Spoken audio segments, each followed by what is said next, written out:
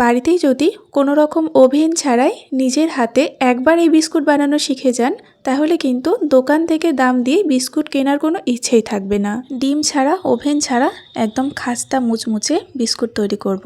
অতিথি আপ্যায়নে চায়ের সাথে একবার এই বিস্কুটটা দিয়ে দেখবেন, কোনোভাবেই বিশ্বাস করবে না বিস্কুটটা বাড়িতে তৈরি করেছেন। তো আশা করি আজকের রেসিপি আপনাদের কাছে অনেক ভালো লাগবে। রেসিপিটা প্রথম থেকে শেষ পর্যন্ত দেখার জন্য অনুরোধ রইল। তো চলুন শুরু করে দিই আজকের রেসিপি। প্রথমে এখানে একটা মিক্সিং জার নিয়ে নিতে হবে। তার মধ্যে দিয়ে দিচ্ছি ছোট্ট একটা বাটি করে 1 বাটি সুজি। চায়ের কাপে মাপা হলে 1 কাপ পরিমাণে সুজি আছে। এই সুজিটা যেই বাটি করে মাপা হচ্ছে, সমস্ত উপকরণগুলো সেই বাটি করে মেপেই দিতে হবে। এবার দেখুন আমি সুজিটাকে একদম ভালো করে গুঁড়ো করে নিয়েছি। চেষ্টা করবেন খুব সুন্দর করে সুজিটাকে গুঁড়ো করে নেওয়ার, দানা ভাবটা যাতে একেবারেই চলে যায়। তো সুজিটা আমি সরিয়ে রাখলাম। এবার একটা বাটির মধ্যে দেখুন সেই বাটির মাপ করে হাফ বাটি পরিমাণে সাদা তেল দিয়ে দিলাম, আর হাফ বাটি পরিমাণে দিয়ে দিলাম গুঁড়ো করে রাখা চিনি। প্রত্যেকটা মাপ কিন্তু একদম ঠিকঠাক দিতে হবে, তাহলে দেখবেন বিস্কুটটা খুব সুন্দরভাবে শেষ পর্যন্ত তৈরি হয়ে যাবে। এবার চিনি গুঁড়োটা তেলের সঙ্গে খুব ভালোভাবে কিছুক্ষণ ফেটিয়ে নেব। ওই মোটামুটি 1-2 মিনিট মতো অবশ্যই ফেটিয়ে নিতে হবে। আর এই দেখুন 1-2 মিনিট মতো ফেটিয়ে নিয়েছি। এবার দিয়ে দিচ্ছি 1 চামচের 4 ভাগের 1 ভাগ বেকিং পাউডার, আর যতটা বেকিং পাউডার দিলাম তারও হাফ বেকিং সোডা। সামান্য একটু জল দিয়ে দিলাম, মানে 1 চামচ পরিমাণে জল দেওয়ার পরে খুব সুন্দর করে এখন হালকা করে মিশিয়ে নিতে হবে। এই পর্যায়ে বেশিক্ষণ ফেটাতে হবে না, শুধুমাত্র একটু মিশিয়ে নিলেই হবে। কিছুক্ষণ মেশানোর পরে দেখবেন চিনিটা আবারও একটুখানি দানা দানা ভাব হয়ে যাবে। তবে এটা চিন্তার কোনো কারণ নেই, পরে চিনিটা আবার সুন্দরভাবে মেল্ট হয়ে যাবে সমস্ত কিছুর সঙ্গে। এবার এর মধ্যে আমি দিয়ে দিলাম গুঁড়ো করে রাখা সুজি। সুজিটা দেওয়ার পরে একটুখানি ভালোভাবে প্রথমে মিশিয়ে নিতে হবে, তারপরে বাকি উপকরণগুলো দিতে হবে।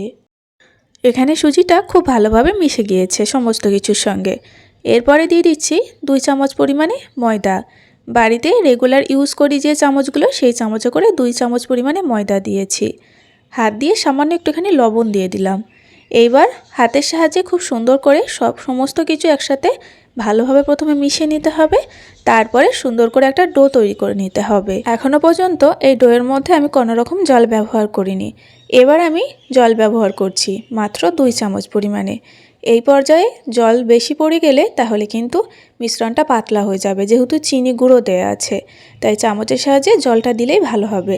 তো আমার এখানে 2 চামচ পরিমাণে জল লেগেছে, আর নর্মাল জল একদমই। এরপরে দেখুন খুব সুন্দরভাবে একটা ডো তৈরি হবে। ডোটাকে একটু চেপে চেপে মেখে নেবেন কিছুক্ষণ, তারপরেই দেখবেন হাতের মধ্যে একটু অয়েলি ভাব মনে হবে, মানে তেলটা খুব সুন্দরভাবে বেরিয়ে আসবে, আর ডোটাও একদম সফটভাবে তৈরি হবে। ডোটা কিন্তু বেশ একটু নরমই হবে। এবার আমি ডোটাকে বেশ একটা বড় জায়গায় তুলে নিলাম, আর তারপরে একটু বেলে নিচ্ছি। বেলার সময় প্রথমে একটুখানি ফেটে ফেটে যাবে, তবে একটু পরেই এটা খুব সুন্দরভাবে রেডি হয়ে যাবে। এই যে এরকম একটা ছুরির সাহায্যে এরকমভাবে একটু ট্যাপ করে করে সুন্দর করে মসৃণ করে নিতে হবে। চারপাশ থেকে ঠিক এইভাবে করে নিতে হবে। আপনারা একটু দেখলেই বুঝতে পারবেন। আর দেখুন আস্তে আস্তে খুব সুন্দরভাবে কিন্তু এটা তৈরি হয়ে গিয়েছে। একটু লম্বা করে নিয়েছি আর একটু চওড়াও রেখেছি। এরপর আমি নিয়ে নিয়েছি ডিমের হলুদ অংশ। একটা ডিমের হলুদ অংশ আমি ভালোভাবে ফেটিয়ে নিয়েছি। এরপর একটা ব্রাশের সাহায্যে বেশ কিছুটা পরিমাণে এখানে লাগিয়ে নিচ্ছি। পুরোটা কিন্তু এখানে ডিমের গোলাটা লাগেনি। এবার দেখুন আমি প্রথমে বিস্কুটটা আর কি যেরকম শেপে আমি তৈরি করব সেইভাবে প্রথমে কেটে নিচ্ছি। এই পর্যায়ে আপনারা নিজেদের পছন্দ মতো শেপটা দিয়ে দিতে পারেন। আমি এখানে ছোট্ট ছোট 4 কোণা করে দিয়ে দেব। তো আমি একটা বাটির সাহায্যে যেইভাবে সমস্ত উপকরণ দিয়েছি সেই অনুযায়ী আমার 2 চামচ ময়দা লেগেছে। আপনাদের যদি বাটির মাপটা একটু বড় হয় তাহলে কিন্তু একটু বেশি ময়দাও লাগতে পারে। তো এখানে আমি সমস্তগুলো 4 কোণা করে কেটে নেওয়ার পরে দেখুন বাদাম দিয়ে দিচ্ছি। ভাজা বাদামগুলোকে একটুখানি আমি ভেঙে নিয়েছিলাম, আর বাদামটা দেওয়ার পরে ঠিক ছুরি দিয়ে এইভাবে একটুখানি চেপে বসিয়ে দিতে হবে, তাহলে বেক হওয়ার পরে দেখবেন একদমই উঠে যাবে না। তো এটা কিন্তু একদমই রেডি হয়ে গেল। এবার এরকম একটা ননস্টিকের ছোট্ট থালা টাইপের, তার মধ্যেই আমি বিস্কুটগুলো বেক করব। আপনারা কিন্তু স্টিলের থালাও এখানে নিতে পারেন। এবার বিস্কুটগুলো আস্তে আস্তে খুব সাবধানে তুলতে হবে, যেহেতু অনেকটাই নরম, তাই দুইভাবে আপনাদের দেখিয়ে দেব। এইভাবে আপনারা তুলে নিতে পারবেন। প্রথমত এইভাবে দেখুন একটা খুন্তির সাহায্যে আমি তুলে নিচ্ছি। একটু এরকম সাইড করে সরিয়ে নিতে হবে, তারপরে ছুরির সাহায্যে খুন্তির মধ্যে তুলে নিতে হবে। তাহলে দেখবেন বিস্কুটগুলো তুলতে গিয়ে ভেঙে যাবে না। চাইলে আপনারা একটু সাবধানে হাত দিয়েও তুলে নিতে পারেন।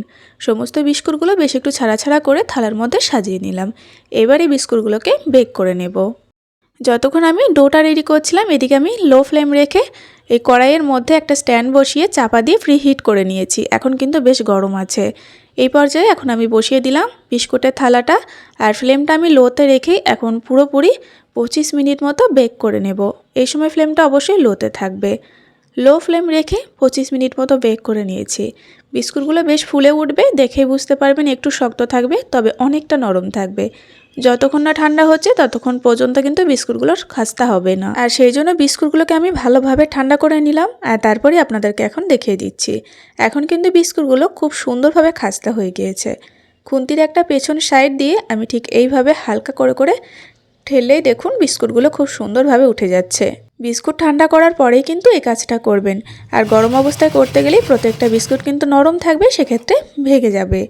এবার দেখুন বিস্কুটগুলো খাস্তা হয়েছে কিনা সেটা আপনারা আওয়াজ শুনেই বুঝতে পারবেন যে বিস্কুটটা কতটা খাস্তা হয়েছে। চায়ের সাথে খেতেও দারুণ লাগে। আর এইভাবে আপনারা কিন্তু বানিয়ে অনেক দিন পর্যন্ত সংরক্ষণ করে রেখে খেতে পারবেন। খুবই সুন্দর লাগে খেতে। একবার অবশ্যই বানাবেন। তো বন্ধুরা, আজকের রেসিপিটা আপনাদের কাছে কেমন লেগেছে অবশ্যই একটা কমেন্ট করে জানাবেন। তার সঙ্গে যদি ভিডিওটা সম্পূর্ণ দেখে থাকেন, অনুরোধ রইল চ্যানেলটিকে সাবস্ক্রাইব করে অবশ্যই পাশে থাকবেন। আজ এই পর্যন্তই, আবারও ফিরে আসবো এরকম কোনো সহজ রেসিপি নিয়ে। ততক্ষণে আপনারা সকলেই ভালো থাকবেন এবং সাবধানে থাকবেন।